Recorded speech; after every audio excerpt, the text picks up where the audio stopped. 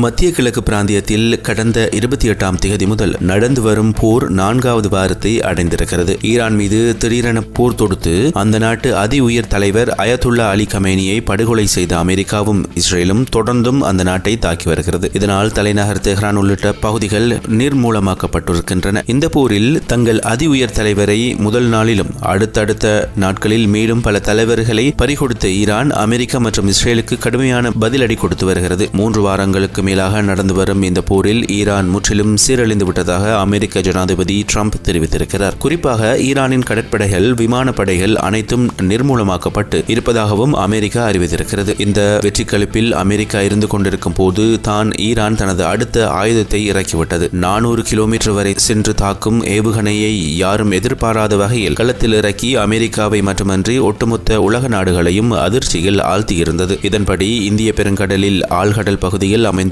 சிறிய தீவான டியாகோ கர்சியாவில் இருக்கும் அமெரிக்கா, இங்கிலாந்து நாடுகளுக்கு சொந்தமான படைத்தளத்தை நோக்கி 2 ஏவுகணைகளை நேற்று வீசியது. ஈரான் வீசிய இந்த நீண்ட தூர ஏவுகணை குரம் சாகர் 4 வகையை சார்ந்தது ஆகும். நேற்று வீசப்பட்ட 2 ஏவுகணைகளிலும் சேதம் ஏற்படவில்லை என்றாலும் இந்த தாக்குதல் முயற்சியே அமெரிக்கா மற்றும் அதன் நட்பு நாடுகளுக்கு பெரும் அதிர்ச்சியை கொடுத்திருந்தது. இந்த நிலையில் ஹார்முஸ் நீரிணையில் கப்பல் போக்குவரத்துக்கு விதித்த தடையை நீக்க ஈரானுக்கு 22 நாடுகள் சார்பில் வலியுறுத்தப்பட்டிருக்கிறது. ஐக்கிய அரபு ராச்சியம் மற்றும் 20க்கும் மேற்பட்ட பிற நாடுகள் ஹோர்முஸ் ஜலசந்தி வழியாக செல்லும் கப்பல்கள் மீதான தாக்குதல்களை ஈரான் உடனடியாக நிறுத்த வேண்டும் என்றும் அழைப்பு விடுத்திருந்தது. பாதுகாப்பான பயணம் சர்வதேச சட்டத்தில் பொறிக்கப்பட்டுள்ளது என்றும் அவை கூறியுள்ளன. இதன்படி ஐக்கிய அரபு ராச்சியம், இங்கிலாந்து, France, Germany, Italy, Netherlands, Japan, Canada, தென்கொரியா, New Zealand, Denmark, Latvia, Slovenia, Estonia, Norway, Sweden, Finland, செக் குடியரசு, ருமேனியா, பஹ்ரைன், லித்துவேனியா மற்றும் ஆஸ்திரேலியா ஆகிய நாடுகளின் தலைவர்கள் இணைந்து தாக்குதல்களை நிறுத்த கோரி கூட்டறிக்கையொன்றை வெளியிட்டிருக்கின்றனர். அதில் வளைகுடா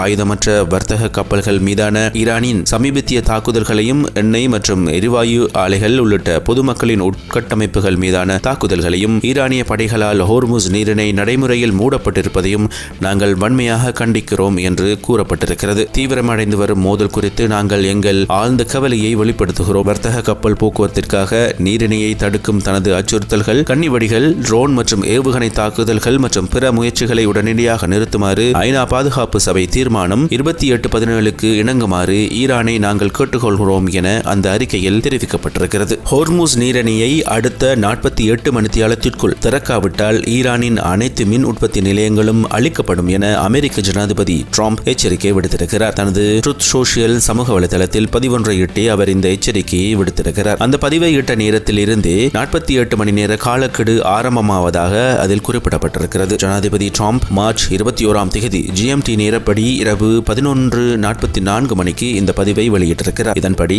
எதிர்வரும் 23ஆம் தேதி GMT இரவு 11:44 மணி வரை ஈரானுக்கு இந்த அவகாசம் வழங்கப்பட்டுள்ளதாக சர்வதேச ஊடகங்கள் செய்தி வெளியிட்டிருக்கின்றன. ஹோர்முஸ் நீரிணையை 48 மணி நேரத்திற்குள் திறக்காவிட்டால் ஈரானின் அனைத்து மின் உற்பத்தி நிலையங்களும் அளிக்கப்படும் என அமெரிக்க ஜனாதிபதி டொனால்ட் ட்ரம்ப் விடுத்த எச்சரிக்கைக்கு ஈரான் அரசு தற்பொழுது பதிலடி கொடுத்திருக்கிறது. ஈரானின் அரச ஊடகங்களை மேற்கோள் காட்டி BBC செய்தி சேவை வெளியிட்டுள்ள தகவலின்படி ஈரானின் மின் உற்பத்தி நிலையங்கள் மீது தாக்குதல் நடத்தப்பட்டால் அதற்கு பதிலாக வளைகுடா பிராந்தியத்தில் உள்ள அமெரிக்காவுடன் தொடர்புடைய அனைத்து எரிசக்தி உட்கட்டமைப்புகளும் ஈரான் இலக்கு வைக்கும் என அந்நாட்டு அரசு அறிவித்திருக்கிறது. அமெரிக்க ஜனாதிபதியின் எச்சரிக்கையை தொடர்ந்து ஈரானின் இந்த அறிவிப்பு மத்திய கிழக்கு பிராந்தியத்தில் போர் பதற்றத்தை மேலும் அதிகரித்திருக்கிறது.